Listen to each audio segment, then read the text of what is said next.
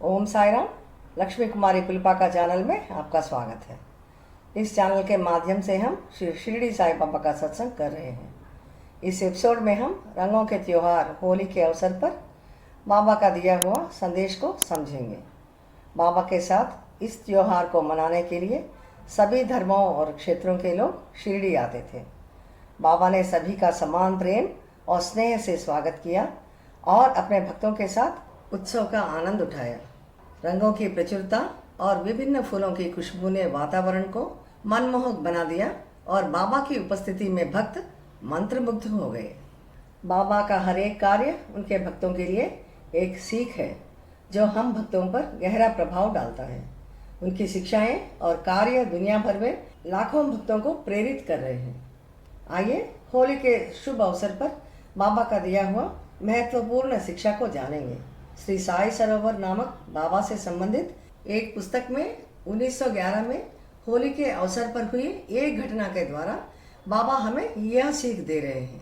उसे समझने की कोशिश करेंगे। अब होली के खुशी के जश्न के दौरान ताराबाई ताखंड नामक बाबा के एक भक्त की एक तीखी चीख ने उत्सव में खलल डाल दिया।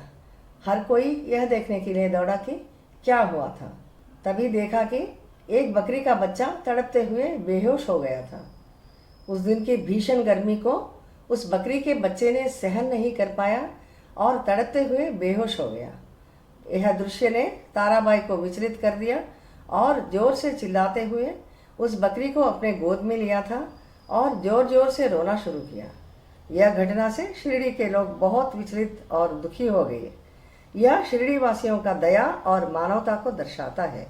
उस समय पर बाबा वहाँ पे थे। बाबा का सौम्य स्वभाव ने ताराबाई की परेशानी से उनको द्रवित कर दिया। उन्होंने ताराबाई को निर्देश दिया कि वह बकरी के बच्चे को मोड़कर देखें कि उसमें जीवन के लक्षण है या नहीं। ताराबाई ने फिर रोते हुए बताया कि वह बकरी अब नहीं रहा, वह मर गया है। और वहाँ के मौजूदा अन्य लोगों ने भी कहा कि हाँ बाबा, यह सच है कि यह बकरी अब नहीं रहा, कितना हिलाने पर भी नहीं हिल रहा है। लेकिन बाबा ने उनका कहा नहीं माना और कहा कि वे उसे देखना चाहते हैं। यह कहते हुए द्वारकामाई की ओर दौड़ते गए और एक लोटा पानी ले आए और उसे बकरी के बच्चे के चारों ओर 3 बार डालते गए और उसके मुंह पे भी पानी छिड़का। आश्चर्य की बात यह है कि थोड़े देर के बाद वह बकरी ने धीरे धीरे हिलना शुरू किया और थोड़ी देर के बाद होश में आया और दौड़ते हुए भागकर चला गया। यह चमत्कारी घटना ने शिरडी के लोगों को बाबा की शक्ति और करुणा से आश्चर्यचकित कर दिया।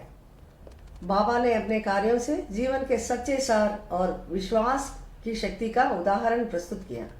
बाबा का गहरा प्रभाव सहानुभूति और करुणा के महत्व की मार्मिक याद दिलाता है। सभी जीवित प्राणियों के प्रति यह उदाहरण बताता है कि सबसे अंधकारमय क्षणों में भी आशा कायम रहती है, एक उज्जवल कल का वादा करते हुए। बाबा ने हमेशा दयालुता के कार्यों को बढ़ावा दिया।